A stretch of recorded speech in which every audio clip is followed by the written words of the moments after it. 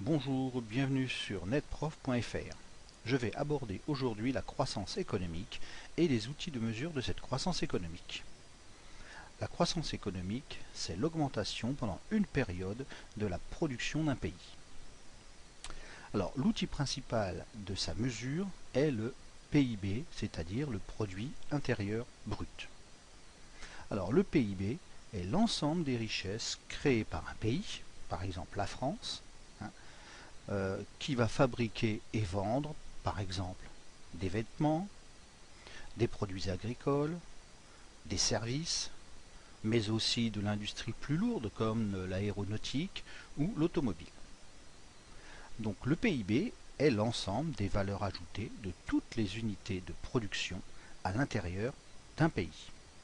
Alors bien entendu, cela a quelques limites. Le PIB ne tient pas compte de toute la part de bénévolat qui est faite dans le pays, ainsi que les activités souterraines, c'est-à-dire le travail dissimulé.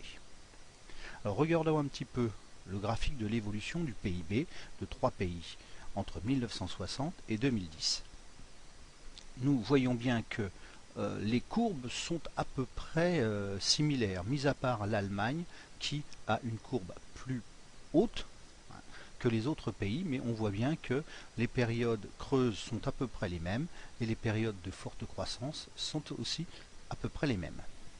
Alors, je viens de parler de croissance, donc voyons un petit peu ce qu'est le taux de croissance.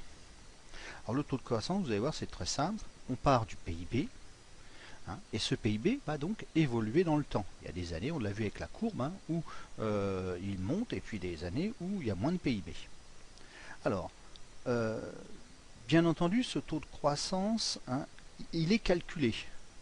Et c'est le calcul de l'évolution. Alors regardons un petit peu comment est calculée cette évolution. On prend le PIB de l'année N, l'année dans laquelle on est, on va le soustraire au PIB de l'année précédente, N-1, et on va diviser l'ensemble par le PIB de l'année précédente. Et comme on veut un pourcentage, il nous suffit de le multiplier par 100. Alors, bien entendu, ce chiffre qui va être calculé va avoir une signification.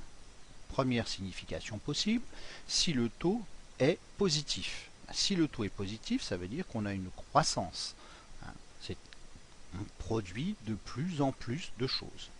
Par contre, si le taux est négatif, on produit donc de moins en moins de choses et on parlera de récession.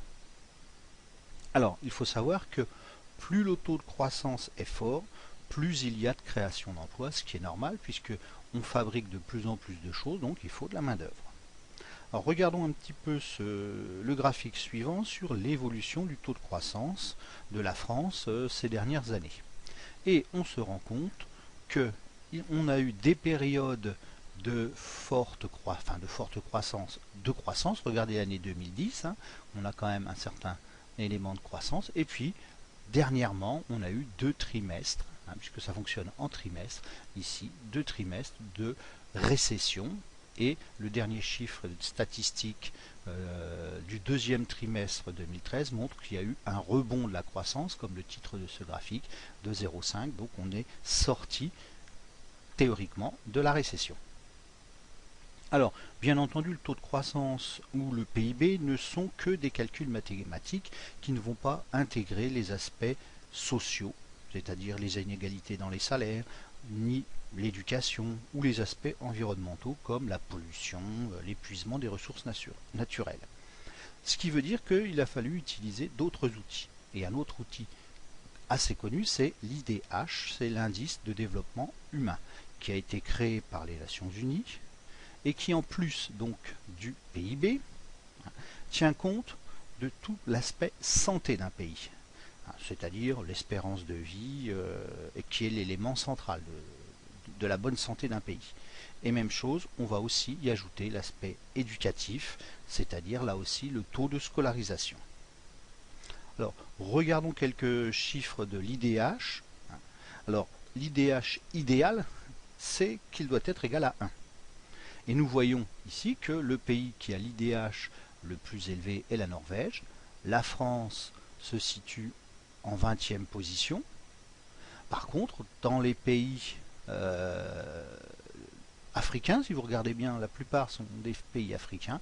L'IDH est très faible, tout simplement parce que l'aspect économique est très faible, social et l'éducation aussi. Alors, passons à un autre indice, qui est le PIB vert.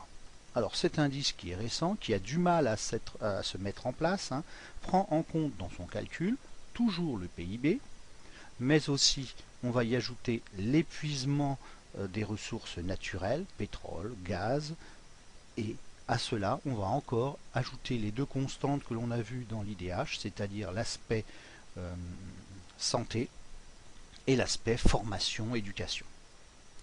Alors, voilà, j'en ai terminé avec cette leçon sur la croissance économique et ses outils de mesure, et je vous donne rendez-vous pour une prochaine leçon. Au revoir.